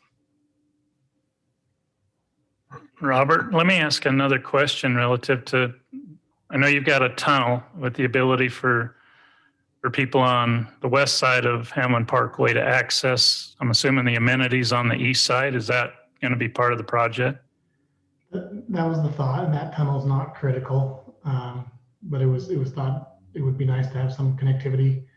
So if I buy a townhome in the project, do I get access to your pool? Which pool? The one at Arcadia? If they become a club member, which is a possibility for them to do that. Okay. It's not, the way we're set up, it's not through an Like you add on membership. Pay for? You'd have to add that on top. Yeah. And I'd be surprised if people would do that. Do you have a separate amenity for the townhome area? If you don't buy into the Arcadia amenity, are all the amenities on the west side of Hamlin Parkway available for that, or just the grassed area and the playground up on the north end? Those at Arcadia wouldn't have access to the townhome amenities. Okay. The pool that's inside your vacation rental and the pickleball and the tennis, is that open to the townhome area? At Arcadia? No, the new one you've got proposed on this site plan? Well, Inside. right now, we had the pool, the clubhouse, the pickleball, tennis courts, all designated to be part of the nightly rental. Now, I think it makes the most sense that these amenities, which are going to be great, fabulous amenities, if any of you have been to Arcadia and seen what we've done there, it far exceeds what has been done at any other community. This would be on level of that. This drawing may not depict that yet because we haven't fully designed and engineered that building and club and pool and everything, amenities. But they'll be larger than your typical pool that you see in a subdivision like Bella Soul pool. I developed that pool. It's a small pool that is very, very small, and that's typical of what you see in a lot of communities. But the size of amenities that I would provide would be larger to be able to accommodate a subdivision of this size for both the townhomes and the condos.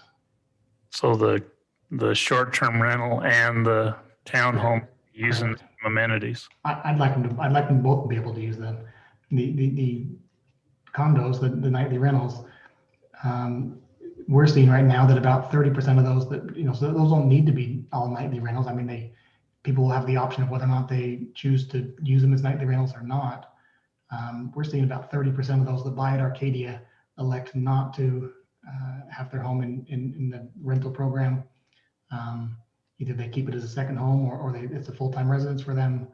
But not everyone rents theirs out. And I suspect it would be even higher here with the condos.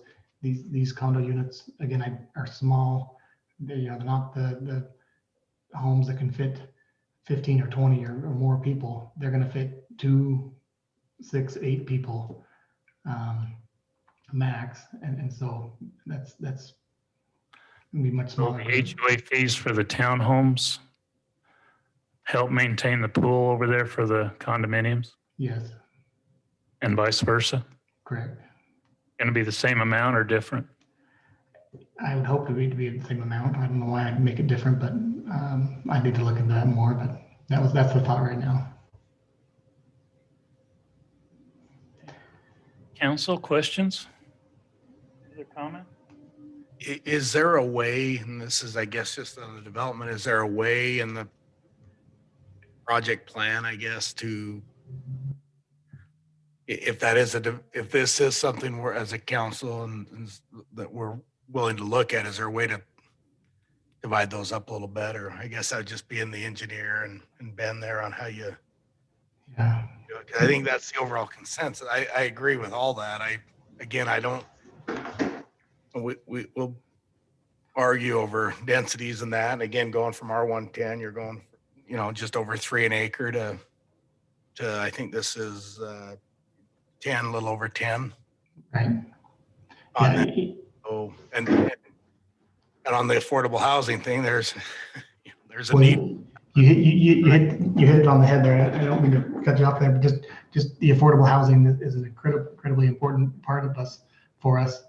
As I've looked at this and I've played with this and I've done a dozen or more concepts of this, of how to develop this and how looking at the densities and looking at what amenities to have and what not to have. If I reduce the amenity size, reduce the pools, lose the courts, do those type of things, and add another pool house and another pool, obviously all that can be done. I think it's making it worse off for both condo and the townhome side, simply to the fact that okay, you've now got a much smaller area to go recreate and enjoy, and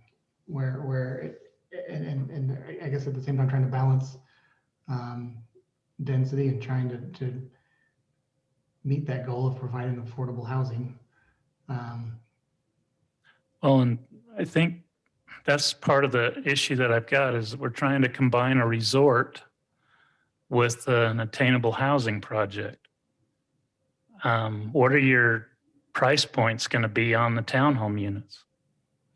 I hope to keep them in the 300,000s. Oh, they're not attainable housing. Well, How many 60% of it Washington County AMI are going to be able to buy in these units? Or 80% of AMI, and we're going to be able to afford it. Well, your townhomes countywide are over 300. It's not. Yeah, so it's not. So it's more of a resort. If it's going to be a resort, treat it like a resort.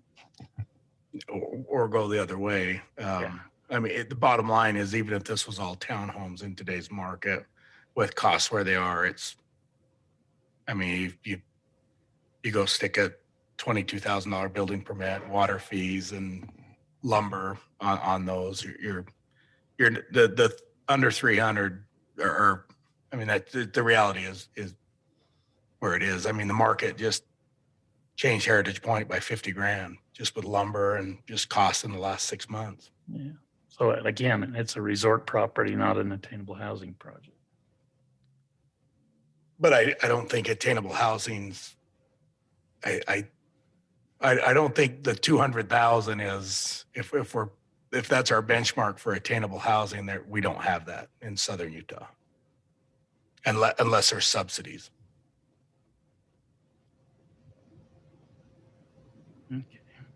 I'm still questioning the association. So are you having two separate associations? One for the vacation rentals and the other one for the townhomes?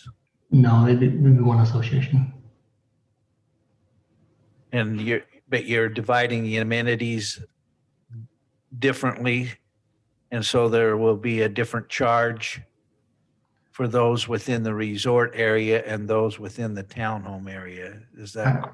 I would much rather have one shared amenity and not create two separate, smaller, not as good amenities. I think that's what it's going to attract people is great amenities, and it makes a great community when you've got a great area to come and enjoy.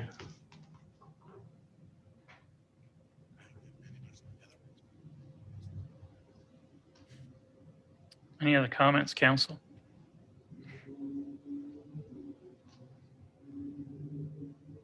You can see your density on your condo area is over 12. The density on the townhome area is under. That's how your total overall gets under. Correct. Yeah, but they're two different project names. I don't know how we do that. I don't know how we mix them. Like our ordinances won't even allow that, right? Yeah, I don't think so. Yeah, and I don't disagree with any of that. I look at this and go, I agree, and I agree with the developer there that I do like I think by building one amenity, you can build one great amenity. I mean, you look at the pickleball and the tennis, the pool, all of that, in smaller single family neighborhood, you're not going to get other than the public parks and that. So I do like all that. I agree. I look at this going, I don't have a big issue with if it's a resort and a short, nightly rental, or if it's a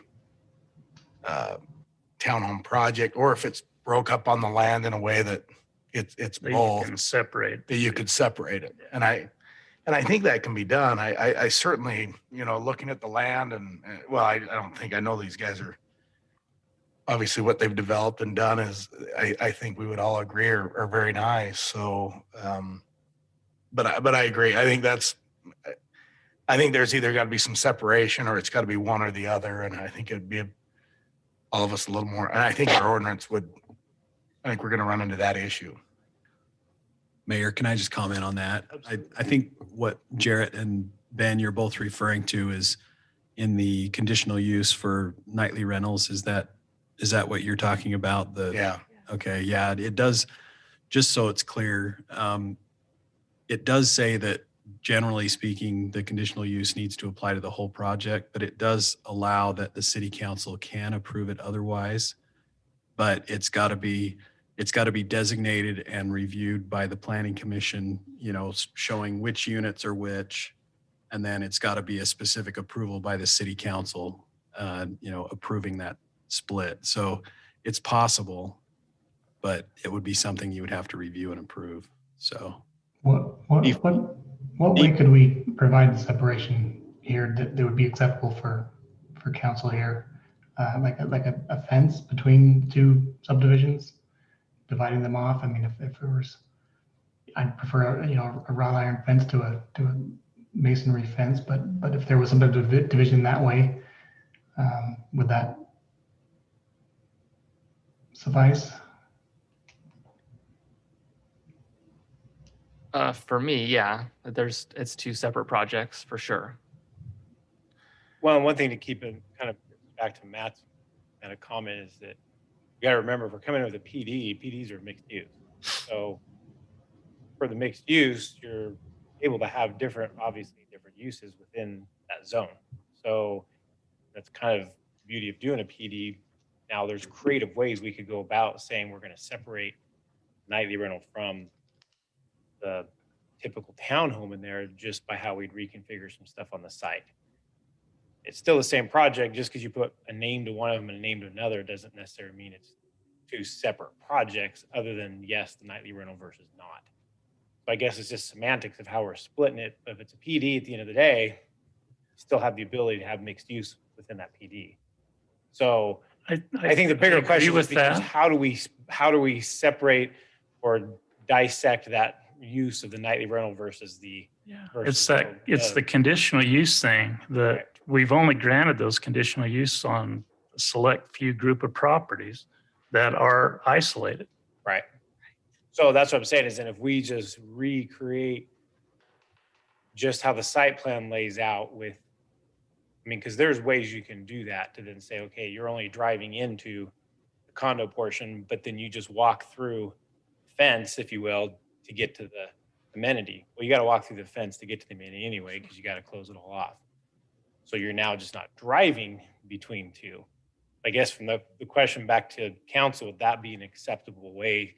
Because now you are actually putting that barrier. You're going to have a fence between the two. You're not going to be able to drive into it, but they still could use, from an amenity standpoint, they could still both use the same amenity. And like Ben was saying, I mean, it's an economy of scale thing. It'd be nicer to have one, put your money into one big amenity than now, hey, let's pull the things apart and have two ho-hum amenities. So, so from that standpoint, I mean, there is, again, creative ways we could easily make that work just by reconfiguring mainly that core area, how it would lay out. So I guess back to the council, would that be an acceptable way to separate those two without having to completely say, hey, we're pulling one out here with its own amenity and another out here over with another amenity? It would be more acceptable to me. I don't know about the council, but it'd be a lot more acceptable if that were the case. Right now, you can walk throughout the existing ones.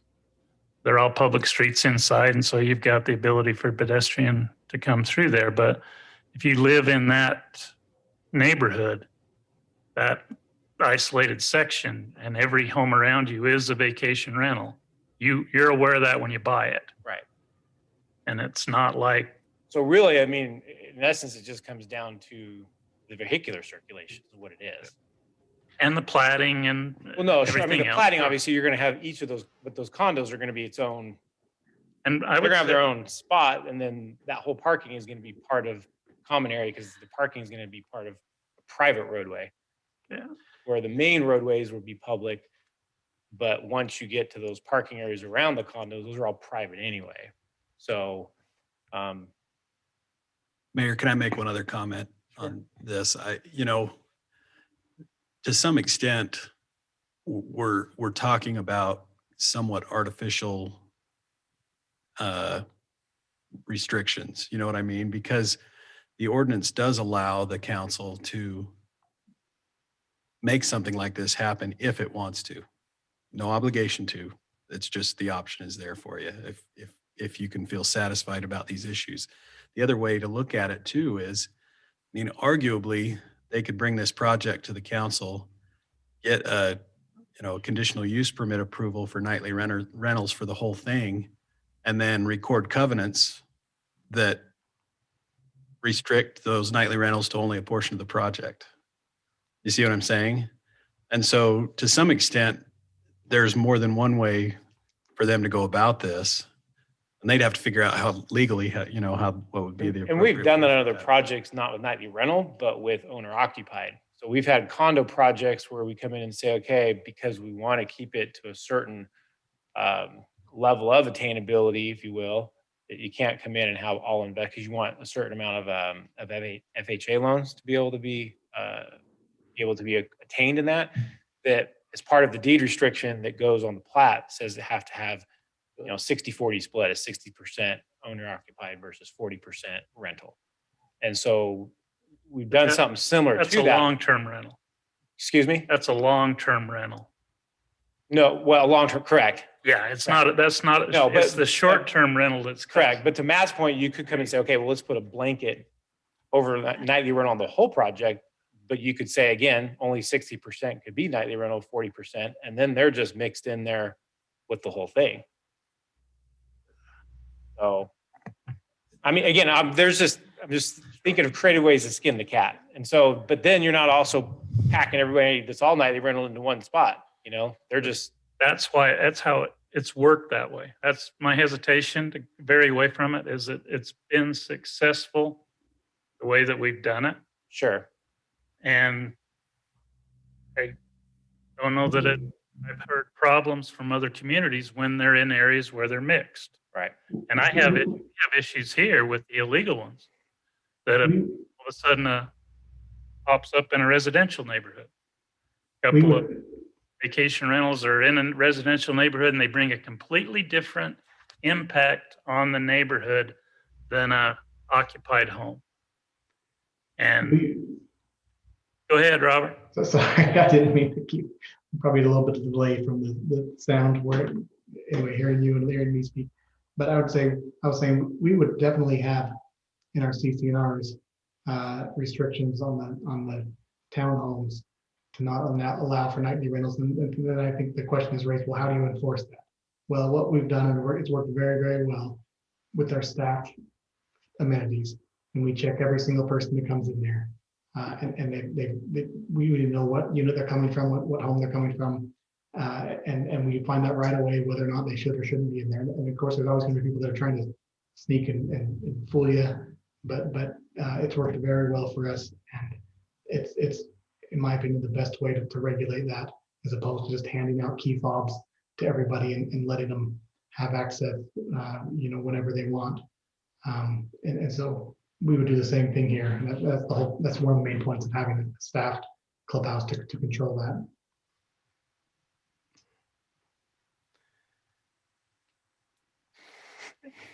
Mayor, on this, I think we've discussed for me specifically, if the traffic flow felt though they were separate communities, I like the shared amenity. I think the CCNRs we'd have to be clear that it is a shared amenity for both communities in that. But in looking at this, I think that's the bigger concern, is it's two communities in one. And if there could be some in the site plan in doing that, where obviously you're right, you're going to have fenced areas around the pool and all that anyway. So they're going to have to pedestrian walk through that. But I think that, again, I agree. I think it serves two purposes, but I do think that's my biggest concern is right now you're driving through one community with one's a resort, one's a call it affordable housing, and they're mixed in the same thing. Again, the amenity's great. So for me, it's just how do you break that up? And you got the land to do it. So, I mean, if these were 2 10-acre parcels and two different developers, and one had this overlay and one had that, we would probably look at that. The difference is this has the ability to put one shared amenity, and then how do you address that? Well, it's kind of interesting because you've come in with two different names for two different types of projects within one project. And it seems like to me, it'd be a simple thing to split it out and to separate it. My concern also is the 400 East parking. I think that being able to park on the street on 400 East becomes a very, to me, very prohibitive because of 400 East, the kind of street that it is. It's a feeder road.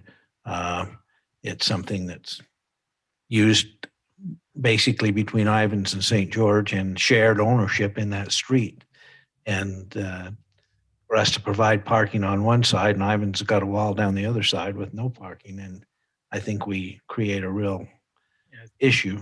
I think that street section definitely needs to be included in your documents for review. Because we'll have questions that'll come about from Ivan's residents about what's happening out on that roadway that we'll need to address.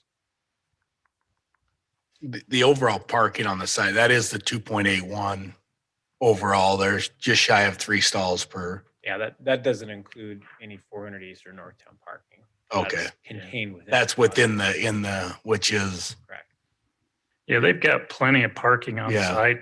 It's just everywhere else where the townhome fronts a public street, they park there. I drive by one every day from our shop.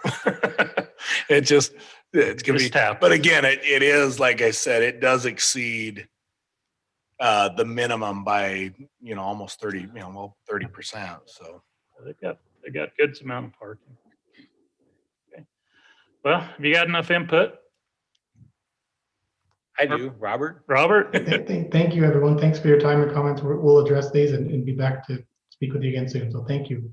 Thank you, Robert. Hey, is the pool clean out there? My mob is staying out there tonight, so Oh, yeah. if you get a complaint, It's clean and he didn't. or it might be the mayor's grandkids. Well, good. We're glad to have him. So thank you. Thank you, sir.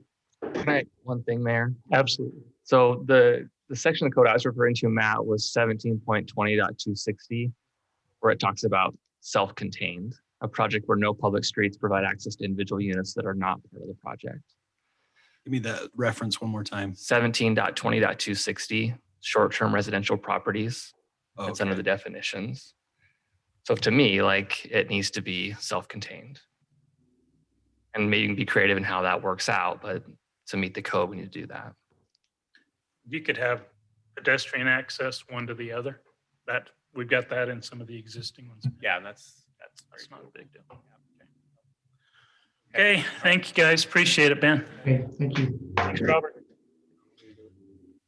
Okay, council, mayor and council reports. Ben. Mayor, I have none other than Snow Canyon's graduation was great out on the field. Kind of well attended. It was very well attended. So, but it was after last year, it was nice to be back to some normality on that. But it was fantastic. And congratulations to the baseball team. And was it girls track? Girls track. Can we line them up here one of these first meetings before they all run off to college? Sure. I'll get with the coach Seacrest, and I don't know the coach of the track, but we'll get them. Let's see if we can get them in here and recognize them. Yeah, big deal for both those. Track, yeah, it's really big. So yeah, but anyway, I just did that this morning, and that's all I have. Thank you. Lena? Mine will be brief. We did have LPC meeting this week on Monday, and they pretty much just kind of gave us an overview of what they're expecting to happen during this summer, and some of the proposals that'll be coming up for the next session. The one thing they have asked, and I think it would be a good idea if we did it, I'm not sure when we would do it, is to invite our legislators and representatives to come maybe to a work meeting where we can sit down and give them some of the concerns or issues that we as a city feel like we have. Affordable housing could be one. The fire issue, the compensation for the fire calls that we take could be another one. And just lay that all out during the summer so that they're prepared before they go into session to have bills prepared. That's a good idea. So if that's something that maybe, I'm happy to make calls and do all the invitations. I'm happy to hand deliver invitations with a cookie to say, let's come, if that would get them there. But if that's something we can put on a date, then I think it'd be worth us doing that. So, and I did participate like the rest of you in the Dixie State Focus meetings, and yeah, they were interesting, and we'll leave it at that. And that's all I have. Thank you, Lena. Jared? Just a couple things. I did have a resident ask what our plans are for restriping Rachel on the north side of the Sagebrush intersection. Justin, are you familiar with that discussion we had way back when? So when the Bucksace project came forward, there was a resident that was pretty concerned about people parking in that little section between the Bucksace property and Sagebrush. On the one side, there's a house there, so it couldn't, like, their driveway's there, but the other side, it's that little section. And just with expecting trailers to pull up and things like that. And so Jack had mentioned that we would just restripe it so there's no parking right there. He just wanted to make sure that ever was the plan, or that it still is the plan, and how that might happen. So I just said I would bring it up, and you can think about it and get back to us on how that might occur. Yeah, I'll take a look at it. We are widening Pioneer Parkway right now at Red Mountain. So we'll be doing some striping on that. Possibly week and a half, and I could have the truck come over and do it at the same time. And it could be something as simple as like a little stripe on one side that isn't wide enough for a car to park, or it could be making a turn lane go all the way down, or I don't know the best way to do that, but Okay. we had talked about that in that meeting to do that. All right, I'll take a look at it. Okay, and then I just wanted to really encourage the council to come to our next work meeting with that Utopia presentation. If you can't be here, like be here on Zoom. I'm pretty sure that Roger will be here, the director, with a pretty fleshed out plan. So, and he's probably answered all of our questions 100 times with other cities, but it's a really good chance to really It's pepper him. next Wednesday, It is, yeah. right? He'll be in here in person. So, yeah, I don't want to oversell it, but it is a big deal. So please come. Your smile's pretty much overselling it, right? I know. Yeah, and then If he's you- done. I mean, But if you look at even President Biden's his infrastructure plan, broadband is part of roads, bridges, and everything else. And if he'd give any money to road and bridges, I'd love the wireless type thing. But he won't give any money to roads and bridges. You get as excited about gigabytes as I get about wastewater treatment. It's like, Danny? Nothing really other than to compliment our staff. I've had a number of citizens tell me how good Dustin and Gary have been doing, and we appreciate that. And Where is Gary? Yeah. Okay. That's a good excuse. and the focus group was really focused. I'm not sure the moderator was as focused as the focus group, but I thought it went very well, and it'll be interesting to see what he reports back. It will. Yes, it will. Nothing else. Wendell? Don't have anything. Okay, then. The MPO met, didn't have a lot that impacted Santa Clara. We've got a RWSA meeting on the 23rd next month, so we'll have some more stuff from the Water District, I'm sure. The mayor's, the COVID numbers are staying down. You're watching that in the paper. We're getting really good reports from the hospital. They haven't got anybody that's been hospitalized for a couple of weeks that has been vaccinated. So all they do still have hospitalizations. They do still have people in the ICU. Every one of them is unvaccinated. And so there's a lesson to be learned there, I think. Get vaccinated. But I think that's all I had. Do we have executive session? Nothing tonight? No. Anything, Matt? Want to get the council? Brock? Yes. 3 things. Dang it, I knew I should have started over here. 3 quick things. Just know next week for the work meeting, I'm trying to keep it light because of what's there, but also a fireworks discussion on where council wants to go with fireworks this year.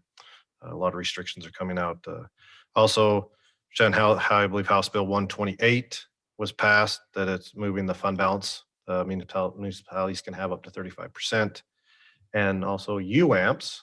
If you're going to attend UAMPs, let me know. Rooms are coming out Friday, I believe. So to get rooms there at the place, I need to know who wants to go. Right now, I know the mayor and Jarrett.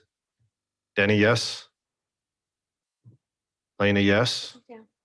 I don't know. Dan already said no. Wendell? I've got a wedding. Wendell's a no? Well, I don't. All right. I have to pay for it. Okay. I do have one. Jarrett? I just wanted to, I forgot in my report, Lena and I went on a tour with Dustin of the Public Works Department. And, I'm the liaison with that department, and we asked probably 100 questions. He At knew all the answers, and I learned a ton, to be honest, and how our water system works and all the moving parts. I'd been out to our well 7, but he even took us to our holding tank down the road that I didn't know was ours, and let us look inside of it. And anyways, I highly recommend going on that tour. He did an amazing job. We saw the bowls.